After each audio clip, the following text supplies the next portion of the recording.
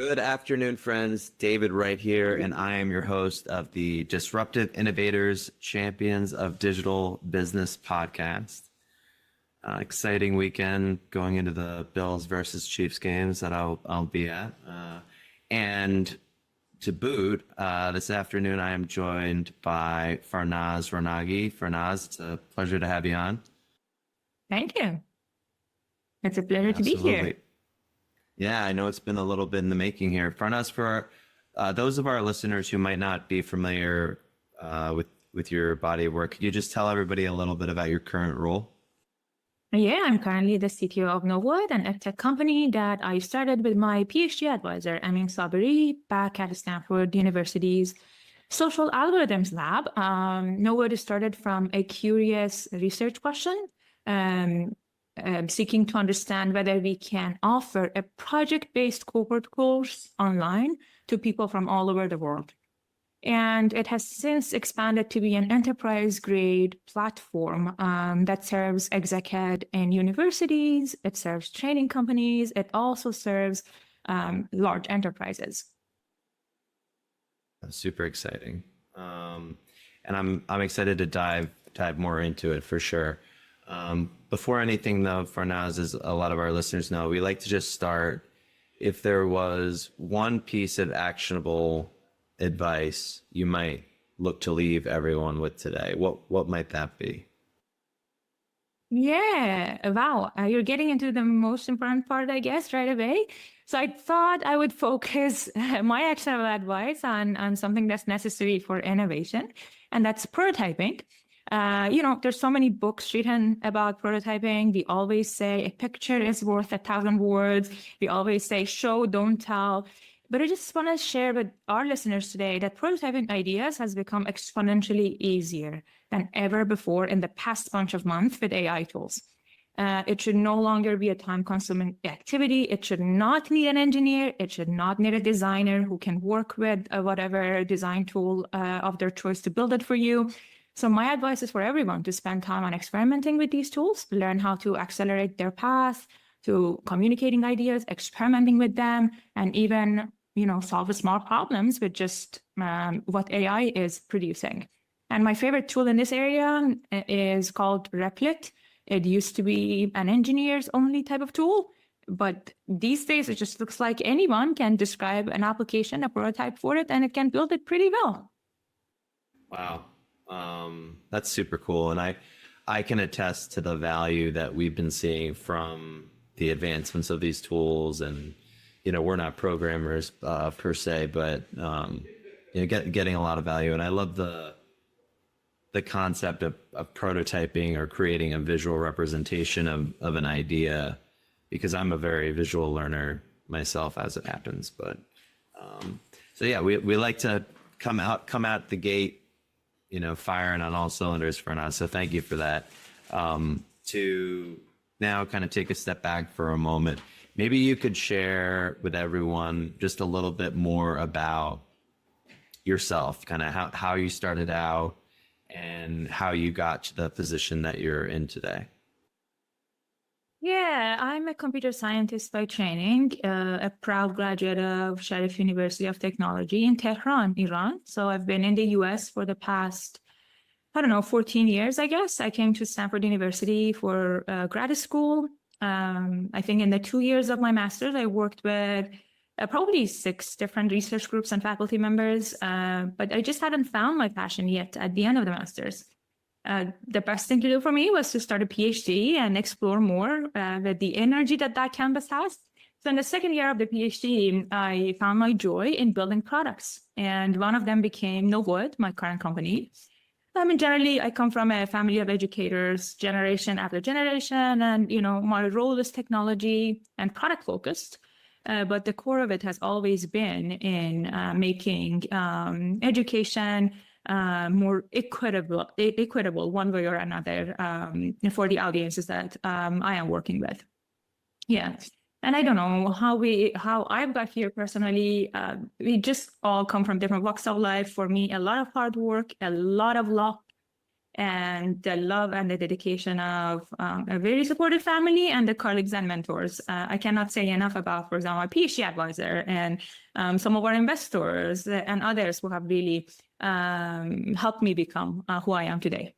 I've been really excited about this because my mom's nonprofit, which our listeners have heard me talk about before, they launched a for-profit arm of their organization that has been taking a trauma-informed care model, and basically they came up with kind of a course that they take to schools and hospitals and different institutions to train organizations on how to spot it in their children and colleagues, and how to not that they're going to become doctors and treat these folks, but particularly, like, I think of in the example of a school, you have a child who is suffering from traumatic situations in the home.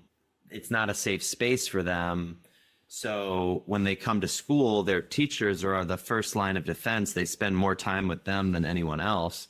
So again, not for the teacher to be able to clinically treat the student, but to just go a little layer deeper in noticing and helping these students connect with the resources that they need early on in life, such that they don't end up turning to self-harm or substance use or whatever as coping mechanisms for problems that their minds just aren't equipped to solve at that age. So anyway, like I'm very excited about, like, because I think an LMS platform or kind of like a platform like you've created that I like just in my mind kind of put in that category might be perfect for that. So yeah, indeed, in that category, exactly as you say. And yes, that's fascinating. And truly, some of our clients are exactly nonprofits and large scale ones. And I haven't checked whose name I can say and I cannot, so I'm not going to mention names. But with social missions that require essentially upskilling others. And some of them are focused on actually teachers as well. So definitely, I agree. yeah, when I was looking at your website, like one of the reasons I brought it up was because I got the vibe of how mission based you guys were, or how like, yes, it's a platform, yes, it's a form of software, but like how in alignment you are with the different organizations that you serve. That was really clear in everything. So again, I do want to dive more into NovoEd, but before we do, like, we like to talk a little bit more about kind of things that you learned over the course of your journey. Obviously, super well educated, immigrated to the United States, have now accomplished all these amazing things. What would you say is one of the most important things that you learned over the course of your journey, Farnaz, either personally or professionally? And if you could think about like kind of life before you learned it and life after, in framing that, just curious if anything would come to mind. Okay, I think something that applies both to personal life and professional life is that every conversation, especially the uncomfortable ones, can be turned into a learning conversation if we approach it with curiosity. And, many times we don't realize how our confirmation bias, our potential tendencies to control the outcome or optimize for efficiency, or so many other things are getting in the way of listening fully and getting genuinely curious. And, I've seen other people that in these types of situations would turn into someone who's just trying to deliver a message as opposed to having a two-way conversation. That's what's really the most important. And it just makes communication happen much faster, be less burdensome, and more bring togetherness. And I think that without that skill set, without that mindset in team members, in companies, agility and innovation just become much harder to flourish. And it's also really powerful in client work, in building trust with clients. When we are doing, when we're working with enterprise SaaS, oftentimes for a growing company, the customers that we're serving are much larger than us, are much more mature than us. And as a result of just like many, many difficult situations that we walk into with clients. And the only way to find the best and, fastest path forward is to get genuinely curious, not be afraid, and ask those deeper questions. And it makes everything faster. Love that. A few things I take away from that. One would be getting genuinely curious. For me, implies a level of humility in not knowing, right? It's like I'm giving permission to myself to just like stay open to the possibility of learning something new. And I think for a type A entrepreneur like myself, that was something that had to be learned because my will and self-propulsion got me places, right? But then in order to level up, like in scaling a company or driving innovation, true innovation, I had to develop new skills. So that I just had a similar experiences, and same thing with difficult conversations, right? Like, I mean, it just was something that I had to get comfortable being uncomfortable. Like, it's okay that I'm uncomfortable in a given moment. Like, and I think you kind of mentioned this to a certain extent, but my biggest moments of personal and professional growth have come from or out of my moments of the most discomfort that I've ever felt in my life. Exactly. And it's the same for everyone. It's the same for everyone. Yes. Yeah. So great learnings there. What about Farnaz, time that you were challenged or you had a project fail? So kind of like in the same vein of like the discomfort, like, so something that like, it was something adverse that you had to overcome, but ultimately you took away a lesson from it, or something that has served you now as you've gone on. The challenges are always very many in the journey of building a company and bringing growth, right? And that's exactly where the opportunities come from. But particularly for me, they have been in the area of leadership. And as you say, being a founder, especially like where I started from, it was a single person writing code so fast and on the fly and serving. From day one, there are 80,000 people on this platform that has nothing. It just builds a certain level of, we have to go fast, a certain level of confidence, a certain level of, what other ways can we do this? It's obvious, we should just do it. And action orientation and focus and error to action, that can be a very big blocker as the team becomes from the 3 to the 5 to the 5 to the 20. The behaviors have to be different. So for me, I have learned my lessons of leadership in a hard way, when I've burned out, when I've seen my team burned out, when I've seen my team not empowered, not feeling that they are the ones who are owning, not feeling that they are the ones making the decisions. So those have been the toughest ones for me. I've just found the answer in changing the way that I'm interacting with the environment around myself and building that space for others. Yeah, no, that's it's crucial. So that's a good one. I want to talk more about NovoEd, Farnaz. Before we do, actually, I always like to ask favorite book or literary piece. Could even be a podcast, but something that you've been listening to or reading recently, or all-time dealer's choice. Oh yeah, maybe I mentioned three for three different audiences relevant to disruption and innovation. Well, one of them is just relevant to what we've been talking about so far. Favorite book, Difficult Conversations, How to Discuss What Matters Most. It's just so helpful in personal life and professional life. It just gives a framework for kind of like listening in between the lines and really having the conversation that needs to be had with an open mind, with the ability to do that, especially when things are getting tough. That one's an all-time favorite.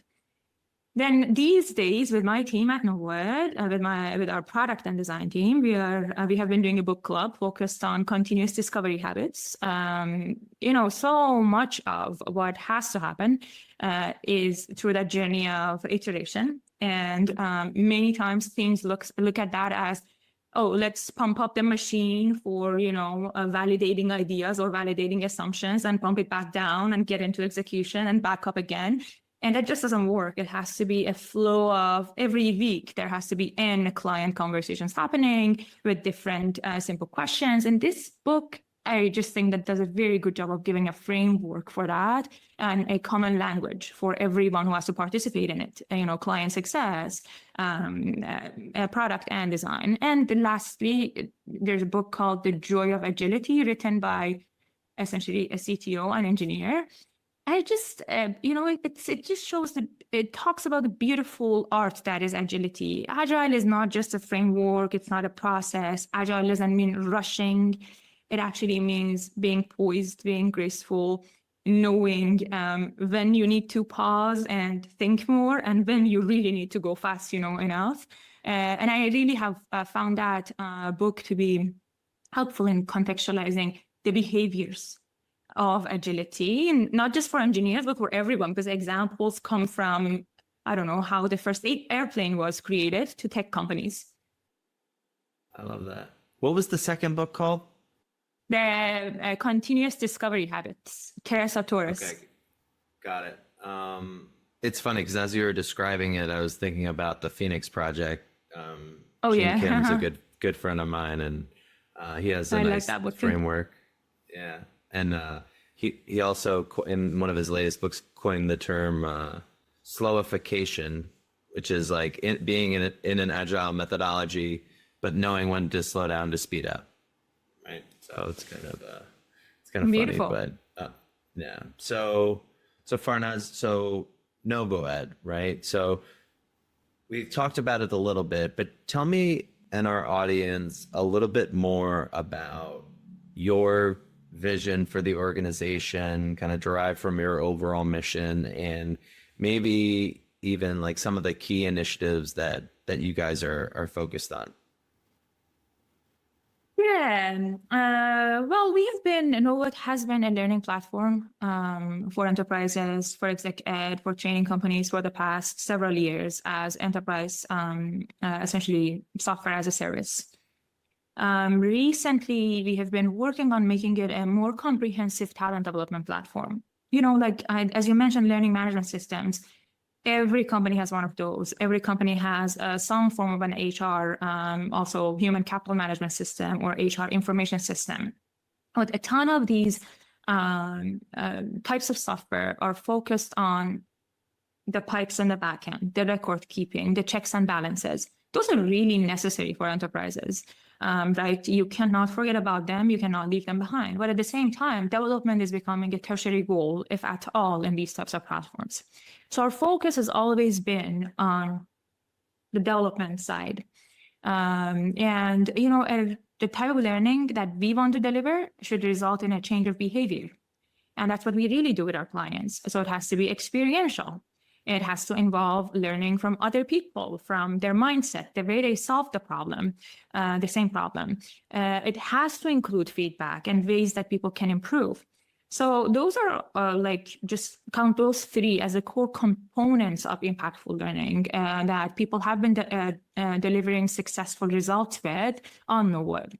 So I see us in the future making that 10x easier to design, build, and deploy and facilitate this kind of learning. So our clients right now have skilled instructional designers, learning and development program managers who build online learning experiences on our platform. And then they deploy them, they facilitate them. But that work involves a ton of sometimes repetitive tasks, but also sometimes just grunt work that the machine has gotten good at.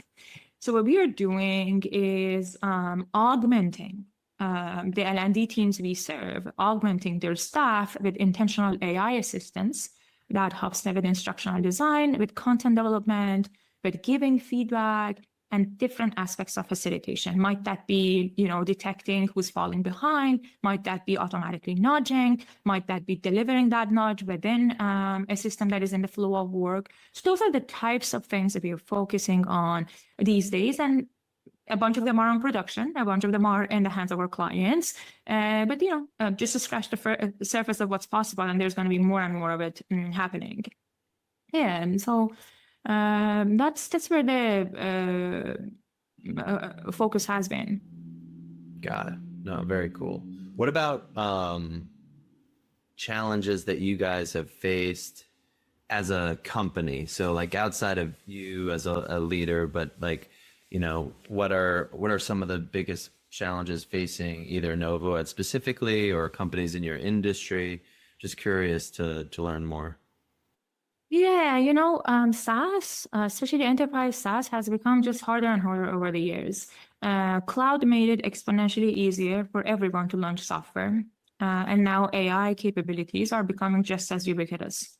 So I no longer think that traditional SaaS, meaning, UI and workflows on top of the company's data are cutting it. They are not enough. And see that our end users, our clients have a lot less time and patience for work that they may find non-strategic. And so that's a good challenge and opportunity. Additionally, enterprises are moving away. There was just a SaaS boom that happened. Enterprises bought a lot of smaller scale niche software for different types of work that needs to happen. There is a movement right now in the very opposite direction, and it has been going on for a few years, getting more out of the current tools I have. Enterprises no longer look at, oh, this team needs that tool, let's buy it. They look at it the same way I look at my backend infrastructure, a technology stack, and what are the pieces I have and what are the pieces I miss. And that piece should be horizontal enough and big enough and do well enough in that area that I would pay for it and deploy it for my audience. So it's also has been an interesting change that we see a lot of consolidation happening in our industry as a result of it. No, it's really insightful, both those comments, and I'm glad that you brought it up because we have seen that too, kind of organizations looking to enterprise platforms that they are gonna leverage no matter what. Like, a perfect example is like Microsoft. So people really leaning into everything Microsoft can do versus just using it for the classic Office suite, or same thing goes with ERP or whatever. But it also begs the opportunity, because we talk about also best of breed where appropriate. Like, well, that's part of our talk track. And like for someone like you guys, the things that you are looking to solve for and augment your platform with are going to be, unique. There are things that you're not going to find in a classic HRIS platform. And so that's what opens up the opportunity. I feel like, so long as, things are priced appropriately, to be something that augments and improves and proves out ROI and all of those things, Exactly. And that's a mindset. And we see that in 3 areas. We see it in what has been our bread and butter, essentially, and our main expertise: upskilling in structured learning, cohorts, self-directed, but even self-directed is like asynchronously social. People are still exposed to opportunities to apply knowledge, to practice in a safe space, to receive feedback and all of that, as well as mentoring, learning from either peers who could be in another part of the organization and expand. I'm a support person. I don't understand why these engineers ask so much of how to reproduce an issue. Like, why do they need this? And breaking those silos, bridging those gaps are the type of thing that can happen in one-on-one mentoring programs, or learning from subject matter experts, and the fact that every leader should really should have and demonstrate mentoring skills. It's just part of the job.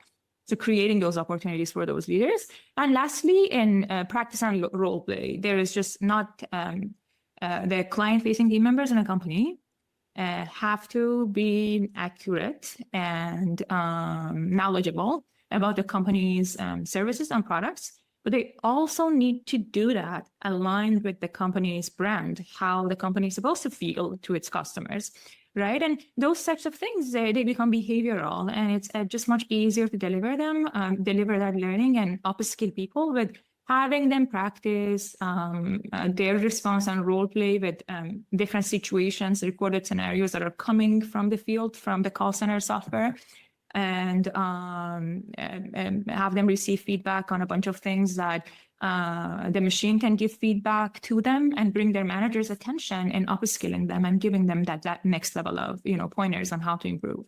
So it's kind of the three areas that we see both intentionality, scale, and differentiation from what the HR and L&D type of LMS and HRIS software can deliver. Very cool. Are there any, with the advent of AI, I mean, you said it yourself when we started out the episode, about the impact that it's having on prototyping and things like that. With AI or blockchain, or is there any innovative technologies that you're excited about the impact that it will have on NovoEd? Yeah, I think that I think that besides what I find to be the baseline, which is assistance for crafting, curating content, and for facilitating and delivering it and giving feedback and stuff like that, I think that AI is going to change the way employees also learn, the expectations. I think that the attention span of just us as a society, as a humanity, is just decreasing over time. We really want the 1 minute. Tell me in 1 minute. But there are many things that cannot be told in 1 minute or can be learned from a tweet. So intentional learning, intentional kind of like a structured learning, I think that it will still have a strong place in the future, but it just needs to be delivered more in the moment of need, more in the flow of work. The problem is not the fact that this thing is, lengthy or takes too much effort. The challenge oftentimes in employee development is that the development is happening now. The job relevant moment that I'm going to need it is going to happen in 4 months, 3 months, I don't know, at some point. Right, and that's more of where I believe that that we are headed with AI solutions, not just personalization, as in, oh, the learner came to a portal, now we're going to recommend content, but more of integration with flow of the work tools. And for me, Microsoft Teams is one of the great ones, because so many enterprises are on it, and there are capabilities of being within that platform, looking at what output of work a learner is producing on 365, for example, and blending it well with content sources that exist on the platform and activities that exist on the platform that could augment that and upskill the learner. Yeah, I love that, being more predictive. It's like the same thing we're doing with like knowledge management systems and leveraging natural language understanding over the course of a conversation and actually surfacing knowledge that's relevant in that moment, as opposed to them having to shuffle through things to find it. Very Exactly. cool. Very cool. I kind of categorized you guys in the kind of LMS kind of arena, but either in the LMS arena or the SaaS kind of arena. Farnaz, what do you think will be some of the biggest changes in the industry as time passes here in the next, X number of years with an understanding that you don't have a crystal ball? Yeah, I think that right, we've seen we've seen how content has been getting more and more commoditized in the past decade. I think that will continue to happen, but good content will still have a place, will still have a role to play. As we see, I'm just constantly surprised by someone picking a new vertical of content and delivering very successful innovation and companies in it. It's fascinating. I don't think that will go away, and it will remain an important area. Then I think that, as we were talking, the more of the intentional learning experiences that are integrated with work, I think they're going to be more of the modality that people are going to be tuning in. We hear from our L&D teams that, yes, they have to create learning and development based on the proprietary knowledge, know-how of the company. But at the same time, they really need to have the right ways of publishing this in so many different ways. And sometimes, the delivering of a piece it could be very much in the morning before someone is going to go take a sales call, for example. It's a little reminder, it's a little snippet relevant to what's coming up. So more and more kind of like intelligence from what people are actually doing within their day, and then what part of the company's specific know-how could help them do that better or be more successful within their day. And so I think that our industry has to move towards that direction.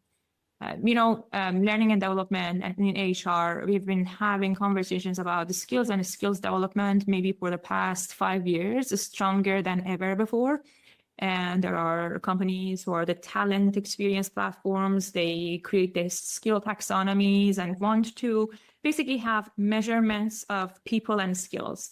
How good is Farnaz in this skill? Has she developed it or not? But then the problem is the data that's being fed into these systems is it's very binary, and it's towards kind of like, has Farnaz seen content relevant to this skill? It's not whether she has done something in it or whether she has any kind of demonstrated success. And I also think that companies like NovoEd, companies who are going to be focusing on actually building skills and also assessing them in a way that is not so content focused, more towards show that you can, are going to play a role in making the enterprise data for upskilling a lot more stronger. So as we know, if you feed nothing into AI, it will produce nothing. So if we have machine learning and whatnot for skilling on top of data that says nothing but the fact that someone has just watched a video in an area or gone through a module that were a bunch of videos and quizzes, and it won't really help us develop our workforce. So I believe that those sources of data have to become stronger in the next bunch of years. And yeah, I think that's good.